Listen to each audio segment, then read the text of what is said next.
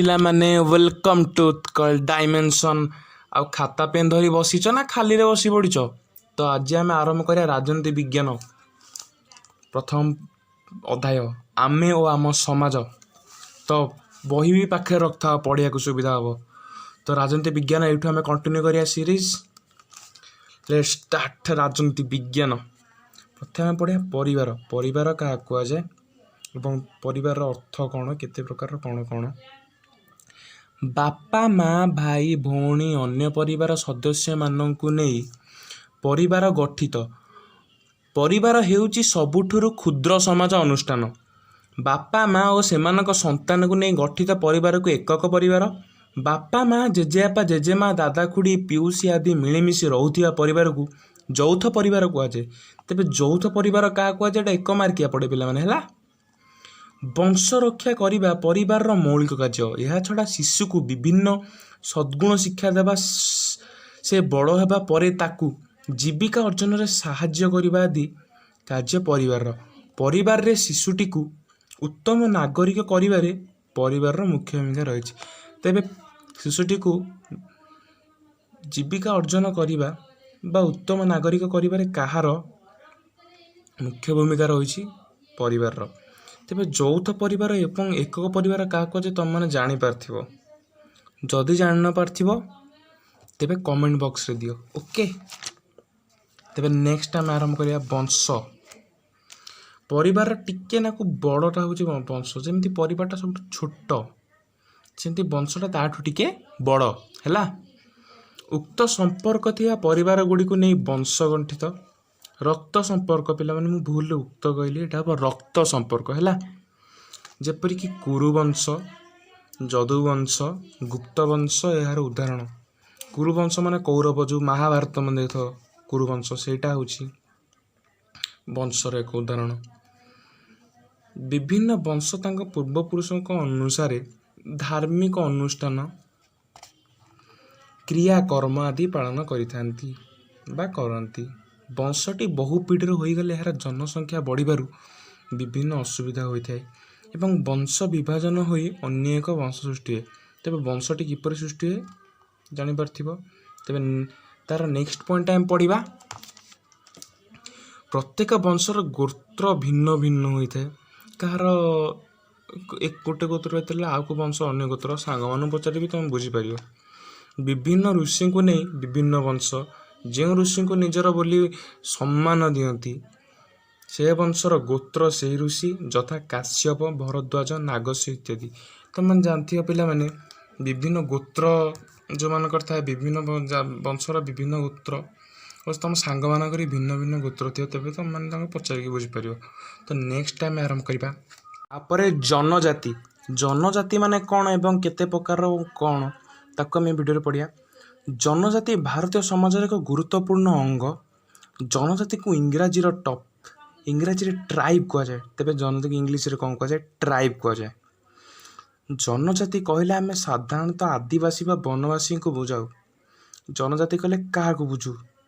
ଆଦିବାସୀ କିମ୍ବା ବନବାସୀଙ୍କୁ ଆମେ ଜନଜାତି ବୋଲି ଜାଣିଥାଉ। ଏମାନେ ଏକ ନିର୍ଦ୍ଦିଷ୍ଟ ଅଞ୍ଚଳରେ ବାସ କରନ୍ତି। ଦେଖିବା ଆଦିବାସୀ ଅଞ୍ଚଳର ଲୋକମାନେ ପାହାଡ଼ ପର୍ବତ ଏକାରେ ନିର୍ଦ୍ଦିଷ୍ଟ, କେବଳ ତାଙ୍କ ଜାତୀୟ ଲୋକ କେବଳ ସେହି ପାହାଡ଼ ବା ତା ପାଖ ଅଞ୍ଚଳ, ଆଉ ଅନ୍ୟ ରାଜ୍ୟର ବା ଭାରତର ଅନ୍ୟ କୌଣସି ଜାଗାରେ ତାଙ୍କ ଜାତୀୟ ଲୋକ ମିଳିବେନି। ଏମାନେ ଏକ ନିର୍ଦ୍ଦିଷ୍ଟ ଅଞ୍ଚଳରେ ବାସ କରିଥାନ୍ତି, ନିଜକୁ ଏକ ବଂଶର ବୋଲି ଭାବିଥାନ୍ତି। ଏମାନେ ବିଭିନ୍ନ ପର୍ବପର୍ବାଣିରେ ମିଳିମିଶି ପାଳନ କରିଥାନ୍ତି। ପ୍ରତ୍ୟେକ ଜନଜାତିର ମୁଖ୍ୟକୁ ଜନଜାତି ଲୋକମାନେ ଆଦର ଓ ସମ୍ମାନ ସହିତ ତାଙ୍କ ଆଦେଶରେ କାର୍ଯ୍ୟ କରିଥାନ୍ତି। ଯେପରି ରାଷ୍ଟ୍ର ମୁଖ୍ୟ ରାଷ୍ଟ୍ରପତିଙ୍କ କାର୍ଯ୍ୟ ବା ପ୍ରଧାନମନ୍ତ୍ରୀ ତାଙ୍କର କଥାକୁ ଆମେମାନେ ଯେପରି ପାଳନ କରିଥାଉ, ସେମାନେ ଯାହା ଦିଅନ୍ତି ତା ଗୋଟେ ଇଏ, ସେପରି ତାଙ୍କ ନିଜ ଭିତରେ ଗୋଟେ ମୁଖିଆ ଥାନ୍ତି ବା ମୁରବୀ ଯାହା କୁହାଯାଏ। ସେମାନେ ତାଙ୍କର ସବୁ ଆଦର କରନ୍ତି ତାଙ୍କର ଯେଉଁ ସାଧାରଣ ଲୋକମାନେ। ଏମାନେ ଶିକ୍ଷା ଓ ବୈଷୟିକ ଜ୍ଞାନ ଅନୁସାରେ ପଛୁଆ ଅଟନ୍ତି। ବର୍ତ୍ତମାନ ଏମାନେ ଉନ୍ନତ ଧରଣର ଜୀବନଯାପନ କଲେଣି, ମାନେ ଅଗ୍ରସର ହୋଇ ଅଛନ୍ତି। ପଢ଼ିବା ସଂଘ।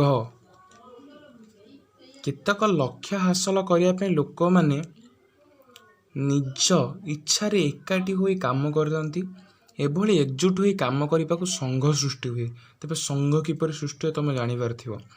ସଂଘର ଜଣେ ମୁଖ୍ୟ ଥାନ୍ତି, ଯେପରି ରାଷ୍ଟ୍ରପତି, ପ୍ରଧାନମନ୍ତ୍ରୀ ଥାନ୍ତି।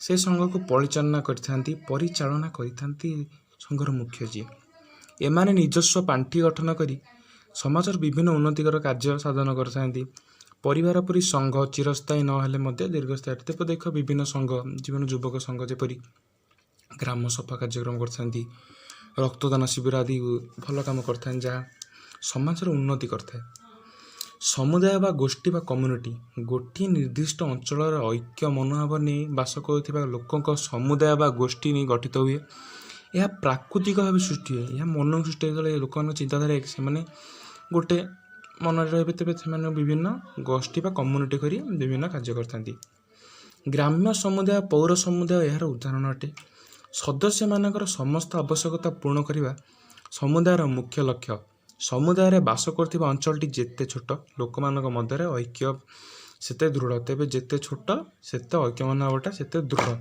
तेज दृढ़ किपर हम तुम मैंने जापर क्षुद्र समुदाय आत्मनिर्भरशीलता बंधुता सुसंपर्क देखा बेले बृहत समुदाय गुड़िक जिनिस जोगाण सामाजिक निरापत्ता अर्थ उपार्जन क्षमता आदि प्रदान करती तेबे एटा गोटे भल प्रश्न क्षुद्र एवं बृहत समुदाय गुड़िकर कार्य कौन एवं विभिन्न कार्य गुड़ा कौन ओके तेबे तुम मैंने समुदाय बा गोष्ठी एम विषय साधारण ज्ञान आहरण कर भावुँ तुमको बहुत काम दब तापर नेक्स्ट पढ़िया समाज पिला माने समाज है समाज एटा मुख्य है आपको देखा एटा परीक्षा प्रायतः आसे आदिम मनुष्य स्वाधीन भाव में जीवन यापन करुला परवर्ती समय जनसंख्या वृद्धि जो कलह सृष्टि है तेज कलह किपर सृष्टि है जनसंख्या वृद्धि जो कलह सृष्टि है तेणु मनुष्य नीति नियम सृष्टि करी सुखर रहा चेष्टा कला तेज मनुष्य किपर सुख रहा चेष्टा कला नीति नियम सृष्टि करी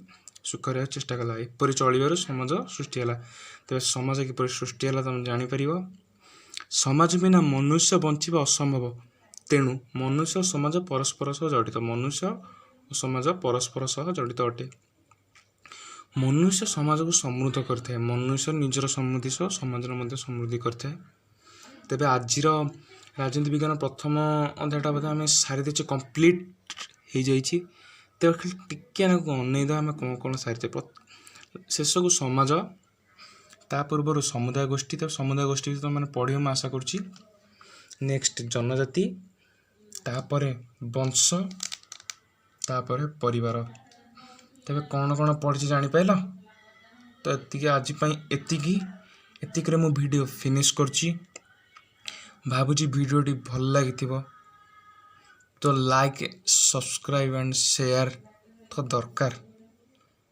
तो खत्म आज ठीक करिया bye bye see you in next lecture बा नेक्स्ट वीडियो बाय बाय